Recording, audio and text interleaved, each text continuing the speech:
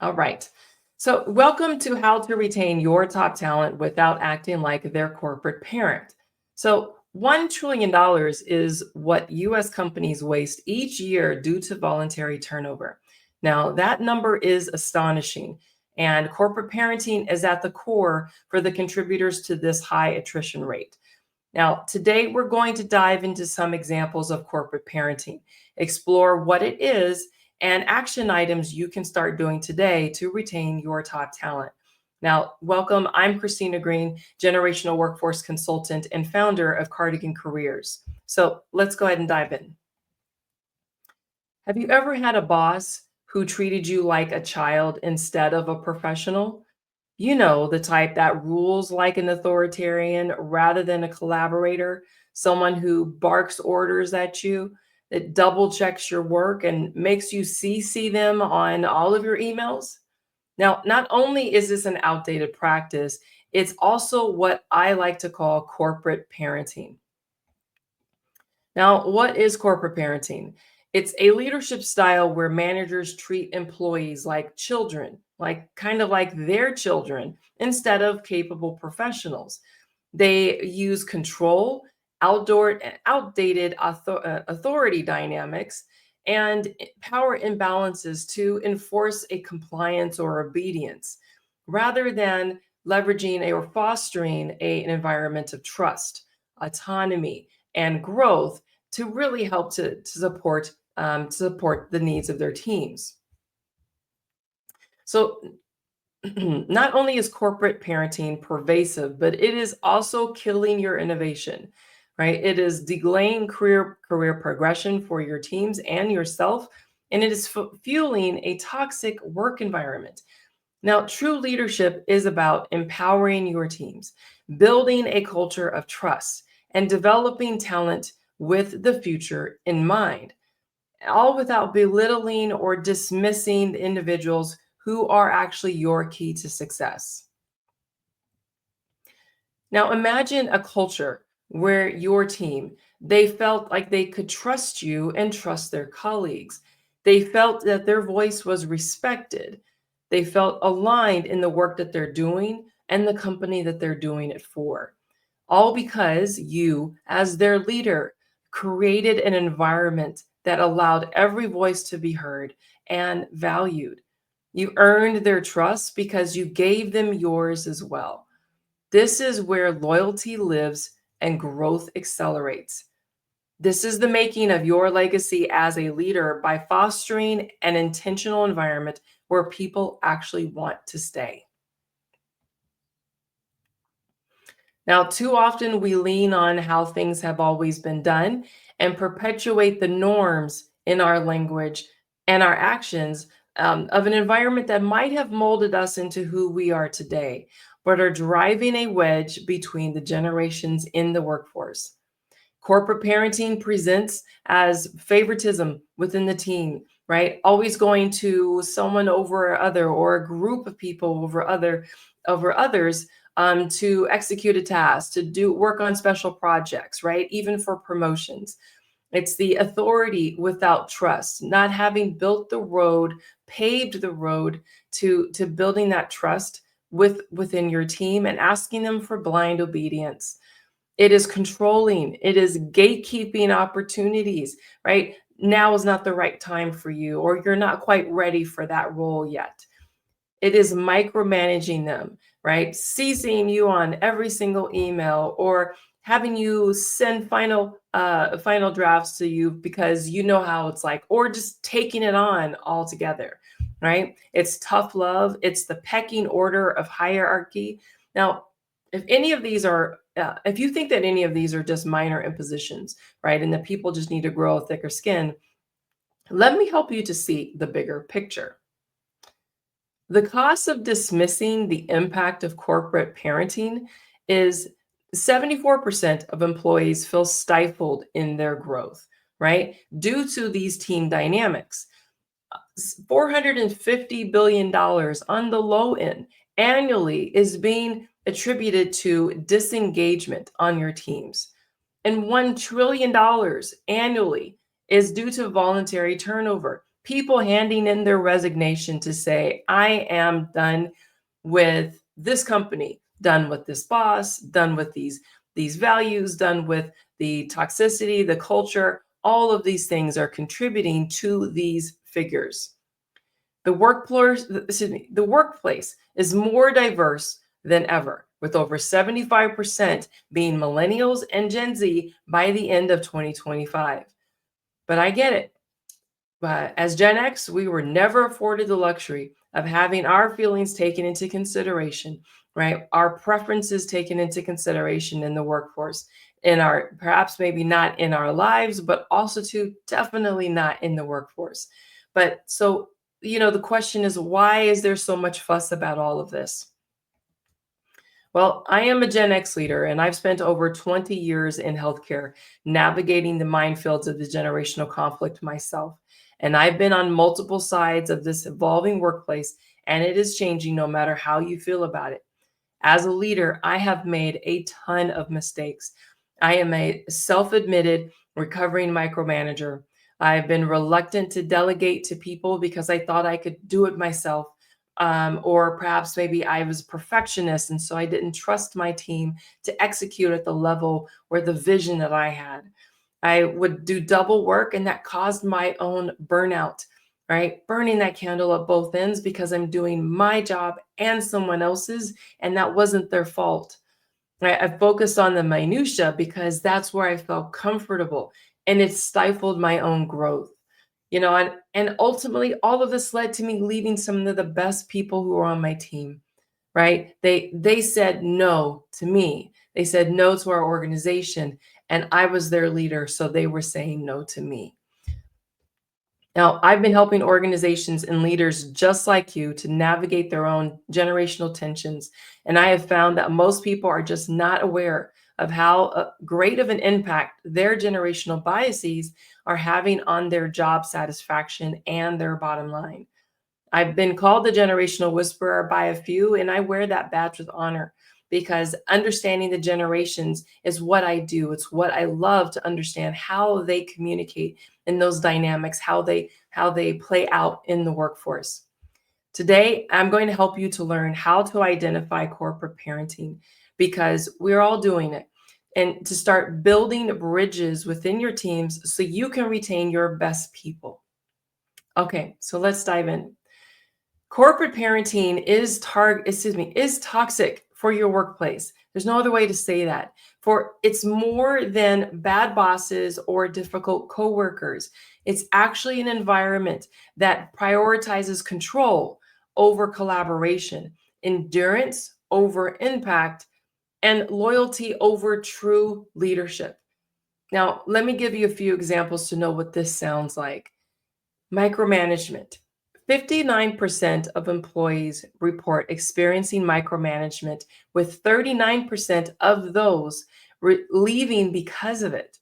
Now, it sounds like send me updates daily so I can know that you're on track, or CC me on your emails, or send the draft to me so I can tweak it. Instead of empowering employees, our leaders are hovering. They are second guessing their teams and limiting the autonomy of the people who are charged to do the work. This can cause a loss of confidence in the work that they are doing, slower decision making, and ultimately burnout. And you know it. This is also too a contributor to the $1 trillion that companies in the US are spending on an annual basis due to voluntary turnover, to voluntary resignations. Let's keep going. Gatekeeping opportunities due to outdated dues paying tactics, right? Now, it sounds like you're not ready for that opportunity yet, but maybe next year, right? It's smoke and mirrors, right? There's no guidance here as to why it is that they're not qualified. Is it due to not having served enough time, not having suffered long enough, right? It can also too sound like you haven't been here long enough to be promoted. And this is just language that we are still using as our way of keeping people from actually advancing in their careers. So instead of promoting based on skills, based on performance, or their readiness, companies are forcing employees through these outdated dues paying promotion tactics. Because let's face it, it's how Gen X was raised, right? We were raised to be one, to be completely forgotten, and two, when we were thought of, it was kind of like, oh no, you're not ready yet, right? And so we've been waiting to move into these leadership positions. In these leadership positions,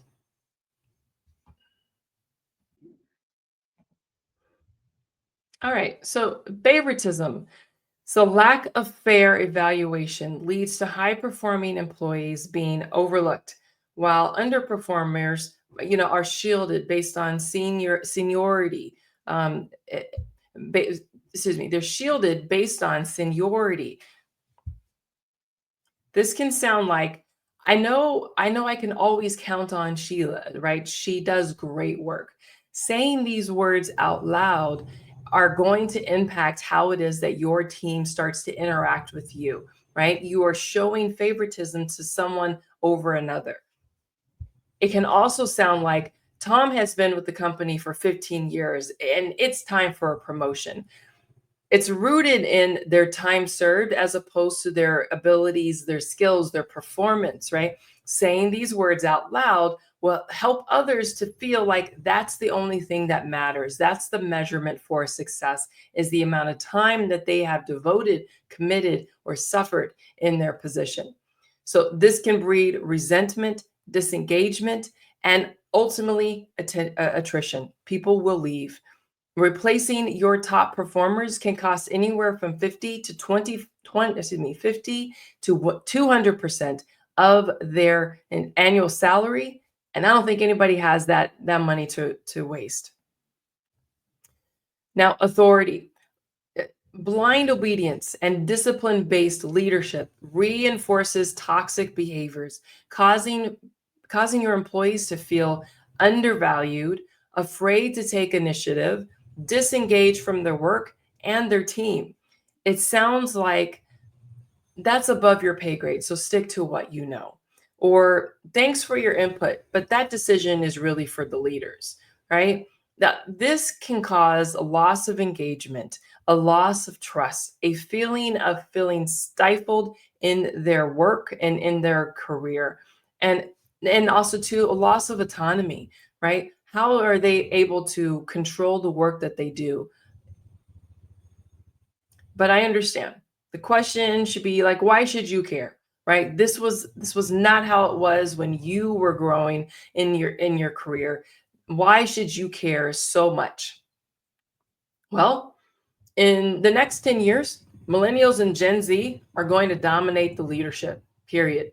That is what we're on the train, right? You heard me say that they are 75% of the workforce by the end of 2025. They are going to be moving into those leadership positions, right? The numbers, it's shifting, right? We are shifting out of boomers and Gen X. The scales are starting to tip for millennials and Gen Z. And now is the time to take action. So the question is whether or not you're going to adapt, or if you're going to be part of the change, or if you're going to be left behind, right? And it's estimated, sorry, and that means that the status quo of traditional corporate parenting is just not going to cut it, period. It is time to evolve.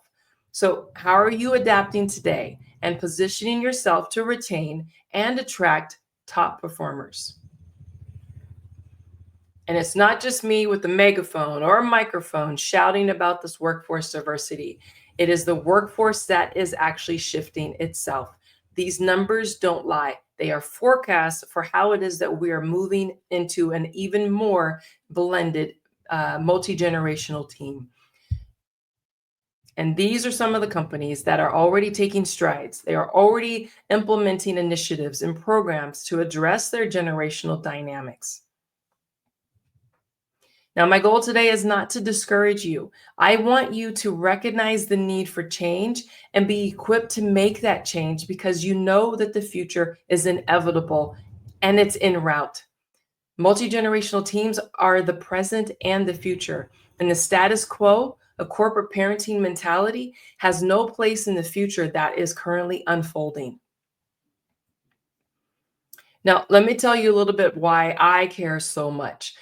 I remember what it was like to be a rookie in my career, and I totally get it. I've totally got it wrong as a leader, as you've heard me say before. Throughout my career, I have been told and even repeated some of these things and more, right? Pay your dues and you'll advance. You can't get promoted before me because you haven't been here long enough. Or if you want to climb the corporate ladder, you have to take on managing more people. And that's a talk for another day as far as why we have our staffing structure that requires advancement to include tacking on the management of people, and that may not be the skill set of the people you are promoting.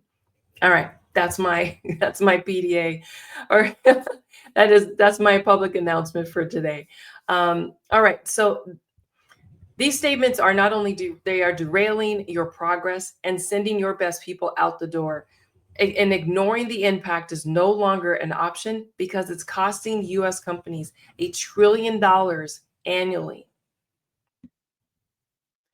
So, where do you start with a problem that is this large? Well, you take it one step at a time. Here are some actionable steps you can start to implement today, and they're in no particular order. But this is how you can start to lean into your team, to get them to the table, get them engaged, get them to start feeling part of the organization, part of your strategic direction. First is ditch your micromanagement, right? For true leadership. This is not about people leaning into how you are as a leader. This is about you moving into servant leadership and understanding how can you help to make them successful. Set clear expectations, right? Help them, give them the tools that they need to be successful, and step back. Trust that they can execute. Be there to guide and lend a hand when necessary, but let them manage the how. Provide access, reward readiness, not endurance, right? Give opportunities that are based on their capabilities and not on time served. Eliminate this loyalty test, right? Around, remember, loyalty is earned through trust, not through endurance. Reward the impact, the results, the innovation, not the time that they are taking, they have spent, committed, or loyal to a company. Create a culture that values their contribution over their sacrifices. Don't play favorites. This goes without saying, right? Don't label people around, oh, these are my good and trusted warriors, and these are my troublemakers, right? Reward the strengths fairly and encourage the collaboration, not competition, through equitable access. Give people an opportunity to demonstrate what they can do, right? And also to figure out how to spread their wings. Redefine your leadership. Lead with the how can I support you? That's a servant leader position. Adopt the mindset that you are building future leaders, right? That and leaders are a coach. They develop and they build trust within their teams, with their teammates. Make growth and flexibility essential. Build a culture where work life balance is respected for all, and demonstrate what that balance looks like for your team. There's nothing better than for a leader to demonstrate taking time off, setting boundaries, and reinforcing them while they're away, right? And this doesn't have to be long, drawn out vacations. This could be working out, not working outside of business hours, right? And how it is that you're moving within that space, taking time during the day, right, to recharge. So, what does that look like? All right. And then lastly, make growth and flexibility essential. Oh, sorry, said that already. All right. So remember, leadership is a partnership that fails when we treat it like a parent child or a sibling relationship. It's not a family. Our companies, our teams, we are not a family. And when we start to blur those boundaries, that's when we start to experience some of these discomforts that we've addressed today. The root of your success is in cultivating trust and building a space of psychological safety.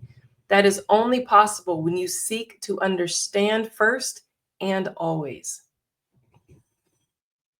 All right. Now, if any of this has struck a nerve or perhaps maybe rang a bell of resonation, certainly meet me in the comments or DM me because I'm willing to have a conversation about all of these things. This is what I love to do.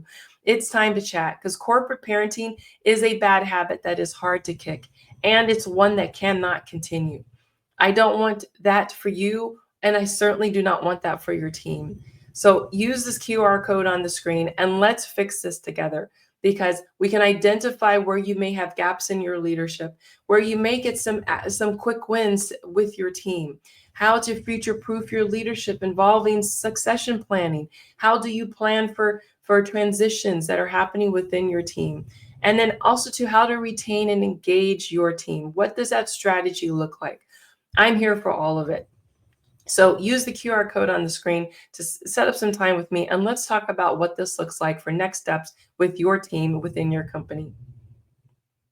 Now, that's all for today. So thank you very much for your time and your attention. Once again, I'm Christina Green, and it has been an honor to present to you today. I look forward to connecting with you. And until next time, take care.